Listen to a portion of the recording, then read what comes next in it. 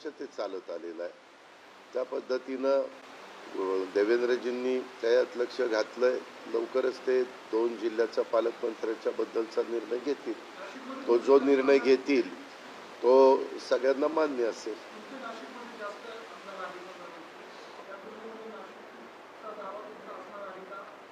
आम्ही महायुतीमध्ये काम करतो. आमचा कुठं दावा आहे आणि कुठं नाही हे तुम्हाला सांगण्याचं कारण नाही. आम्ही आमच्या अंतर्गत मीटिंग जी महायुतीची होती त्याच्यामध्ये चर्चा करू आणि त्याच्यातनं सामोपचाराने आम्ही एकत्र आलो. हे राज्याचं हित, राज्याचं भलं आणि राज्याचा विकास करण्याच्या करता आलेलो आहे. केंद्र सरकार आमच्या विचाराचं आहे. स्वतः पंतप्रधान मोदी साहेब तिथं आहेत, अमित शाह साहेब आहेत, गडकरी साहेब आहेत, अनेक मान्यवर तिथं आहेत. मी सगळ्यांची नावं घेत नाही. आणि त्यांनी पण आम्हाला सांगितलेलं आहे. निवडणुकीच्या काळात पण ते आलेले होते.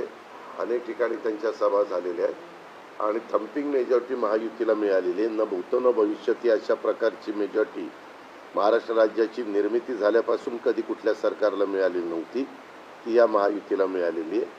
परंतु सातत्याने काही ना काही आमच्याबद्दल वेगळ्या बातम्या पसरवल्या जातात, विपर्यास केला जातो. वास्तविक तसं काही नाही. मागे आम्ही एकनाथराव शिंदेंच्या नेतृत्वाखाली सरकार चालवत होतो. त्याच्यामध्ये देवेंद्रजी उपमुख्यमंत्री आणि मी उपमुख्यमंत्री म्हणून काम करत होतो. बाकी मंत्री म्हणून काम करत होते. तसं आता देवेंद्रजी मुख्यमंत्री आहेत आणि एकनाथराव आणि मी उपमुख्यमंत्री म्हणून देवेंद्रजीच्या नेतृत्वाखाली या महायुतीच्या सरकारमध्ये काम करतोय आणि बाकीचे मंत्रीगण म्हणून काम करतायत. त्याच्यामुळं काही नाही. त्याच्यात आम्हीच सूत्रांच्या माहितीनुसार असं झालं. आता कालचीच गंमत सांगतो, आठवलं म्हणून. काल पोलीस खात्याचा तरंग म्हणून एक कार्यक्रम होता. मुंबईमध्ये पण तसा कार्यक्रम घेतला तसा पुण्याच्या सीपीने घेतलेला होता. देवेंद्रजी होते, मी होतो, चंद्रकांत दादा होते, मुरली केंद्रीय राज्यमंत्री होते, माधुरीताई मिसाळ होत्या, अनेक आमदार होते.